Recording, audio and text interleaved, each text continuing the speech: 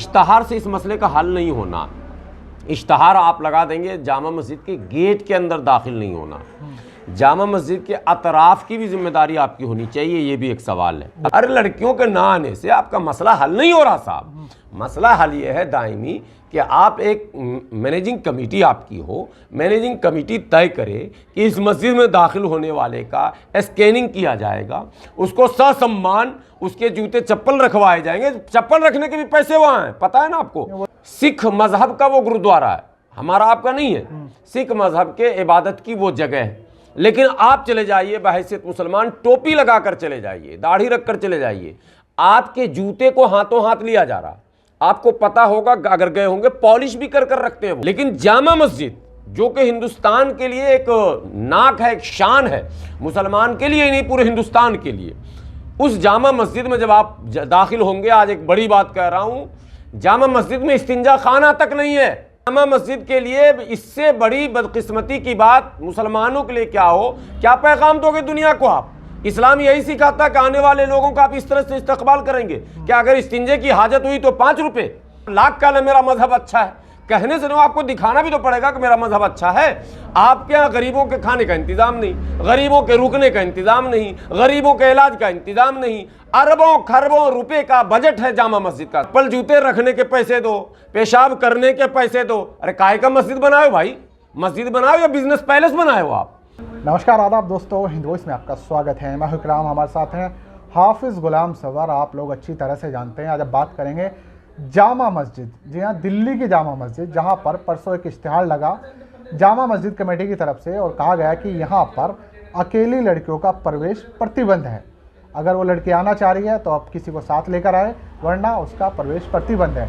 इसके बाद मीडिया से लेकर तमाम जगह हंगामा मच गया और हालात ऐसे बने कि 24 घंटे के अंदर ही ये जो इश्तिहार लगाया था इसको वापस लेना पड़ा। इसके पीछे की क्या वजह रही है हम जानेंगे हाफिज़ गुलाम सरवर से, अच्छी तरह से जानते हैं जामा मस्जिद के सभी मसलों को लेकर। पहले भी हमने उनसे बात की है। सर, मेरा आपसे सवाल ये है कि इश्तिहार लगाया गया क्यों? ठीक है, आपने उसमें कुछ वो दिया तो नहीं कि क्यों लगा रहे हैं, बस खाली लिख दिया। बाहर आपने एक गेट पर ये इश्तिहार लगा दिया, उसके बाद में ये कंट्रोवर्सी शुरू हो गई। इसके पीछे की वजह क्या थी, ज़रा दर्शकों को पहले बताएं। बहुत बहुत शुक्रिया आपका। सबसे पहले तो आप ने इस इशू को उठाया। मैं तो आपसे गुजारिश करूंगा कि एक बार जामा मस्जिद के पूरे प्रांगण में आप घूमें और उसकी तस्वीर आवाम को दिखाएं। मेरे पास है, वो पब्लिक साइड में देख रही है, मैं गया था, मैंने रिकॉर्ड की है। हाँ, तो इसमें 2-3 बातें कहनी है। एक तो जो इश्तहार लगा, इश्तहार लगाने का जो अंदाज़, उसमें जो बातें लिखी हुई थी वो कहीं से भी वो अंदाज़, मतलब मुनसिफाना अंदाज़ नहीं था जो एक अंदाज़ होना चाहिए। पहली बात यह है कि आप अगर सिर्फ लड़की को ही फहश और उरियानियत का मुल्ज़िम मानते हैं, मुजरिम मानते हैं, तो ये भी गलत है। ये जो कुछ होता है, जो दृश्य पिछले दिनों जो यूट्यूबरों ने जामा मस्जिद के ताल्लुक़ से जो सोशल मीडिया पर वायरल किया था, ये अकेला कोई एक का मामला नहीं है कि कोई लड़की उसके लिए ख़तावार ज़िम्मेदार है, लड़के भी ज़िम्मेदार हैं। तो इश्तहार से इस मसले का हल नहीं होना। इश्तहार आप लगा देंगे, जामा मस्जिद के गेट के अंदर दाखिल नहीं होना।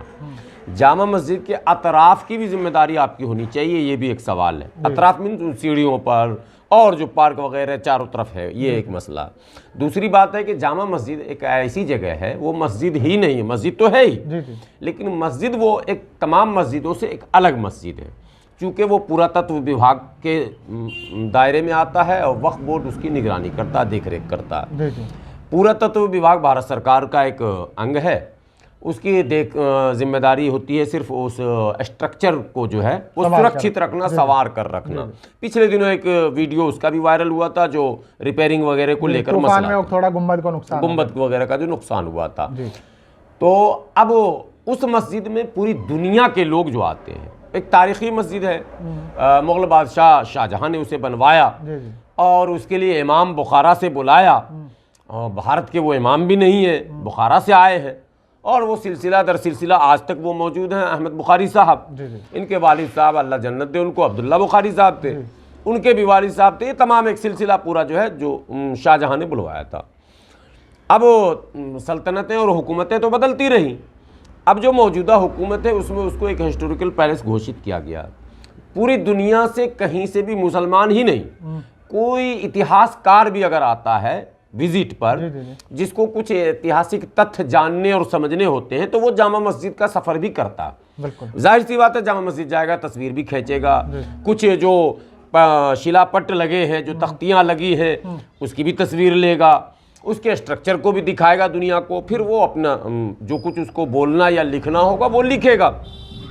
अब वो कौन होगा इतिहासकार, हिंदू होगा, ईसाई होगा, बौद्ध होगा, यहूदी होगा, नास्तिक होगा, ये तो आप इसकी तो आप बात कर ही नहीं सकते, कोई भी हो सकता है, वो दुनिया के किसी भी मुल्क से आ सकता है, यहाँ तक कि इस्लाम दुश्मन मुल्कों से भी आ सकता है।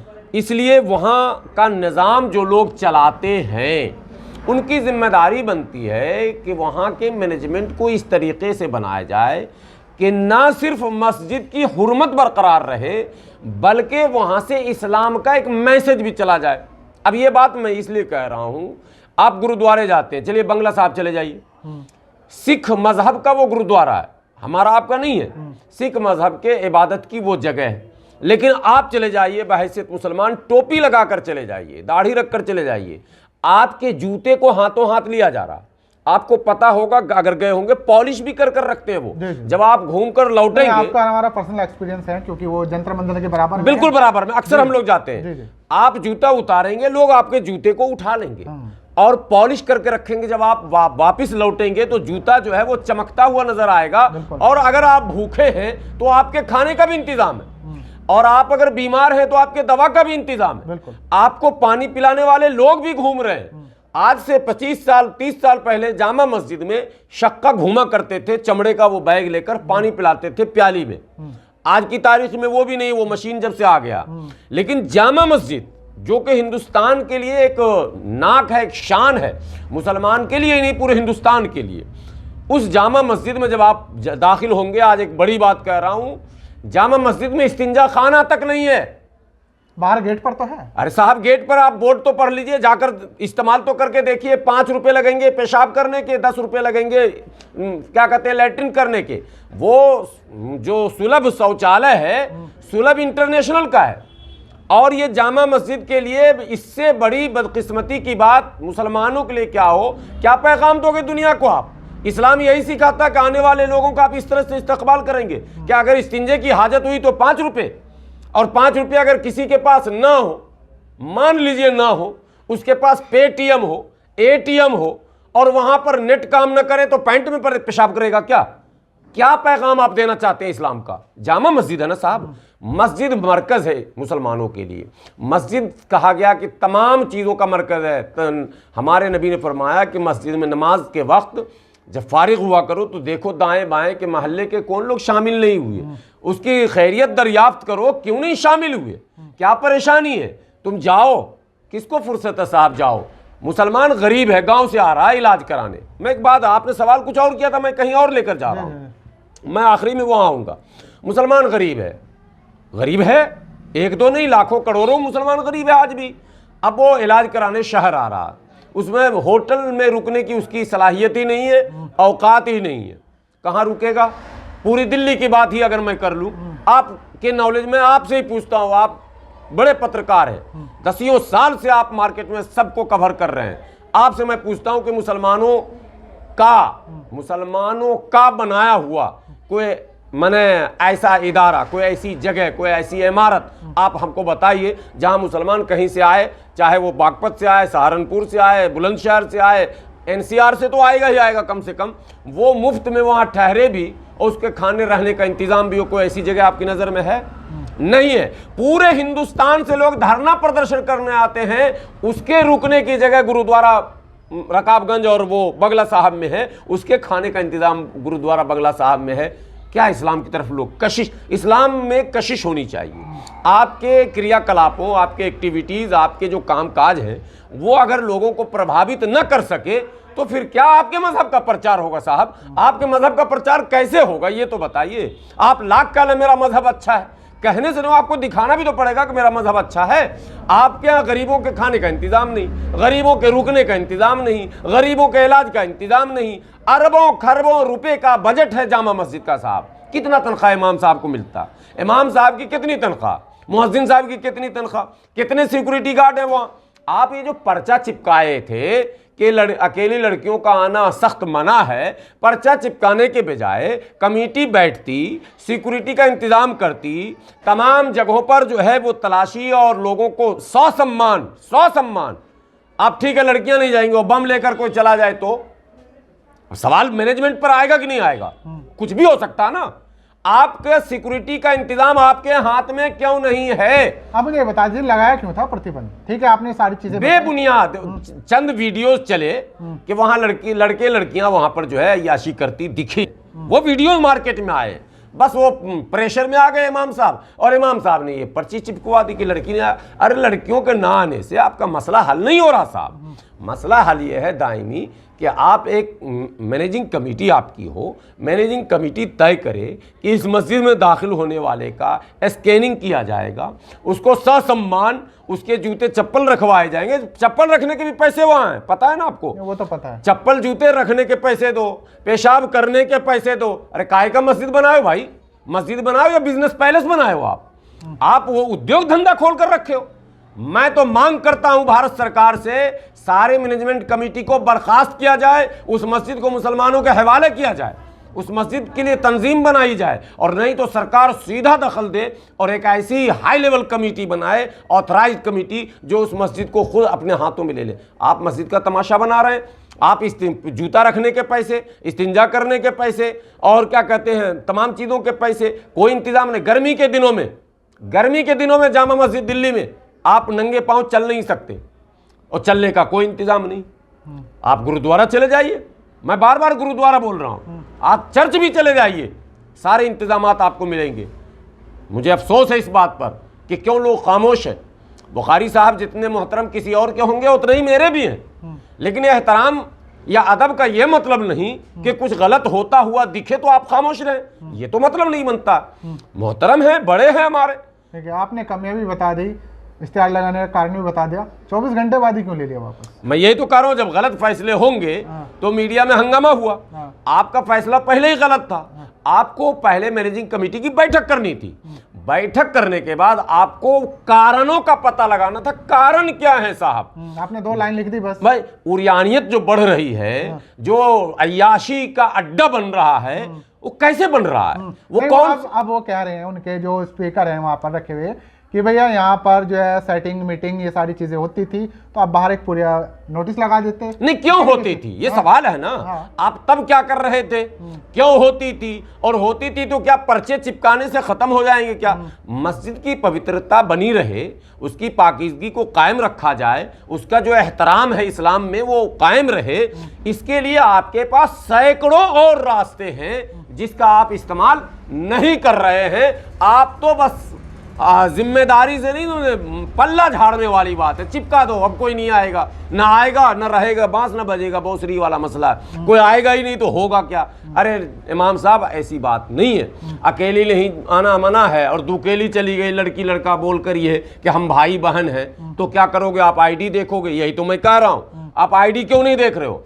आपके पास एक सेटअप होना चाहिए गेट पर के 24 आवर्स मस्जिद ओपन है जी, आप आइए, आपका स्वागत है, इस्तकबाल है। के बाद ही ताला लग जाता है। ताला लग जाता। मैं क्या बताऊं आपको, जामा मस्जिद दिल्ली की तो बात ही मुझे नहीं करनी, पूरे हिंदुस्तान की मस्जिदों में ताला लगने लग गया।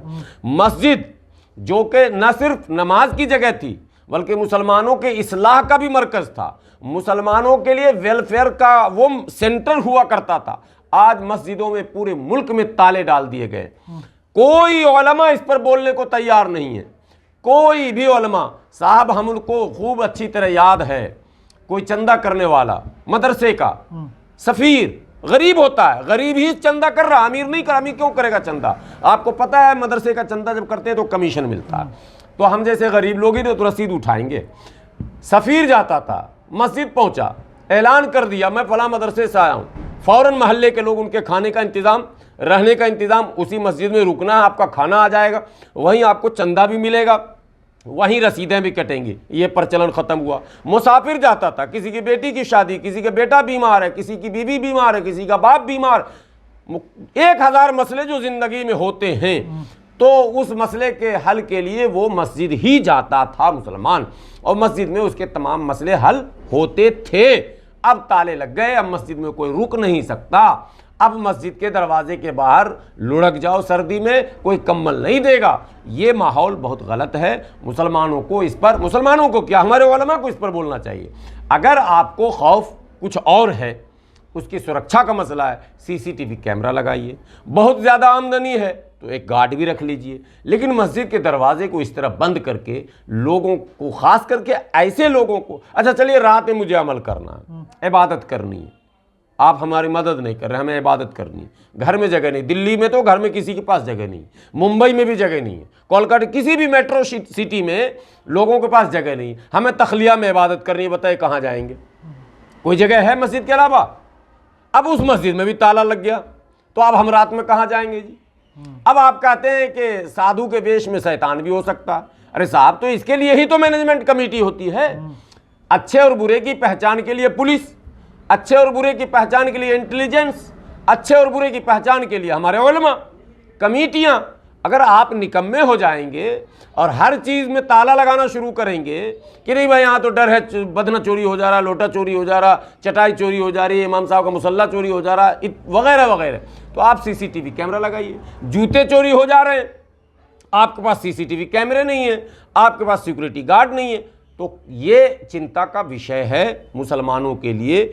और मुसलमान दानिश्वरों को इस पर बोलना चाहिए कि चाहे दिल्ली की जामा मस्जिद हो या हिंदुस्तान की कोई भी मस्जिद हो, ख़ास करके शहरों की मस्जिद में, चूँकि शहर में परेशान लोग गांव से अक्सर जाते हैं, अपनी बहुत ज़रूरतों को लेकर पहुंचते हैं, वो दरबदर भटकते हैं, वो इस लायक नहीं होते हैं कि होटलों में रुक सकें। तो ऐसे लोगों की मदद करने के लिए या तो कोई मुनज़्ज़म कमेटी हो शहर की जो मुसाफिर खाना बना दे, जैसे जमीयत उलमा हिंद ने पटना में एक मुसाफिर खाना बनाया, मदनी मुसाफिर खाना, 50-60 रुपये की रसीद आप कटवाइए, आराम से आपको बिस्तर, तकिया, कंबल सब कुछ वहाँ मुहैया करा दिया जाएगा, लैट्रिन, बाथरूम, नहाना धोना और सोना, सिर्फ खाना आप बाहर से खाइएगा। तो कम से कम चलो 60 रुपये में आज के दौर में अगर रुक रहे हैं तो ये फ्री ही कहा जाएगा, इसलिए कि 60 रुपया तो मैनेजमेंट में, साफ सफाई में, ये सब में और स्टाफ के इसमें लग ही जाता है। तो ऐसा दिल्ली में नहीं दिखा कोई हमको, ठीक है, और दिल्ली ही नहीं कई शहरों में नहीं दिखा। अब 1-2 जगह कहीं आपको मुसाफिर खाना मिलेंगे, इतने खस्ते हालत में मिलेंगे कि आप जाकर भी नहीं। उससे बेहतर तो रैन बसेरा जो सरकार ने बनाया, तो सरकारी रैन बसेरे से 20 गुना बेहतर आपके यहाँ रैन बसेरा होना चाहिए था। सरकारी वो जो खाना जिसको आप लंगर कहते हैं, उससे 20 गुना बेहतर आपका लंगर होना चाहिए था। लंगर की तारीख आपसे जुड़ी हुई है, क्या कहते हैं, मदद की तारीख आपसे जुड़ी हुई है, आपको हुक्म है मदद करने का, और आप इन सब चीज़ों से भाग रहे हैं। तो इसलिए ये मुद्दा है, जामा मस्जिद कमेटी को एक बार फिर से बैठना चाहिए। आप बेशक आपने वो पर्ची हटा लिया है, फैसले वापस ले लिया है, लेकिन ये मौजूए बहस आज भी है कि आखिर ये मसले का दायमी हल क्या है। तो दायमी हल की तरफ बढ़िए और उस मस्जिद को एक मिसाली मस्जिद बनाइए, ताकि दुनिया के लोग आएँ, देखें तो इबरत लें, सबक लें और वो प्रभावित होकर, मुतासिर होकर वहाँ से जाएँ। बहुत बहुत शुक्रिया। आपने एक चीज़ का बार बार उदाहरण दिया है, बंगला साहिब गुरुद्वारा या कोई भी गुरुद्वारा। आज क्या मजबूरी बनी, देखिए एक मौलाना साहब जो है वो कंपैरिजन कर रहे हैं। उसका कारण ये है, बहुत सारी खामियां हैं जिन पर बात करनी ज़रूरी थी। ये नहीं कि आप आए 2 लाइन लगा दी, लेकिन आपने इसके पीछे के कारण बताए ना। एक तरह से मैनेजमेंट बैठ के इस पर डिसाइड किया कि क्या करना चाहिए। उसके बाद हंगामा मच गया, किरकिरी हुई, दुनिया भर में जिस तरह की चीज़ें हुई, फिर वो एजेंडा और प्रोपेगेंडा वाले लोग आ जाते हैं, वो तमाम तरह की बुराइयाँ करते हैं, उनको मौका मिल जाता है। तो वही सब कल से परसों से टीवी डिबेट पे हो रहा था, और फिर आपने वो स्टैंड भी वापस ले लिया। मतलब आप कुछ करने गए थे, उससे भी करने से डर गए, सही तरह से कर नहीं पाए या कह नहीं पाए। खैर वो आप जाने, आप लोगों ने ये चीज़ें वापस तो ले ली, लेकिन बहुत सारे सवाल खड़े कर दिए हैं। और जिस तरह की हालत हाफिज़ गुलाम सरवर ने बताई है कि जो चीज़ें हो रही हैं वो पहले तो नहीं होती थी, आज के समय में ऐसा क्यों हो रहा है, इस पर गौर करने की ज़रूरत है। आप लोग इनकी बात से कितने इत्तेफाक रखते हैं नीचे कमेंट कीजिएगा, वीडियो को ज़्यादा से ज़्यादा शेयर ज़रूर कीजिएगा, क्योंकि आज कुछ ऐसी बातें हुई हैं जो होना चाहिए थी। मिलते हैं फिर किसी नई खबर के साथ।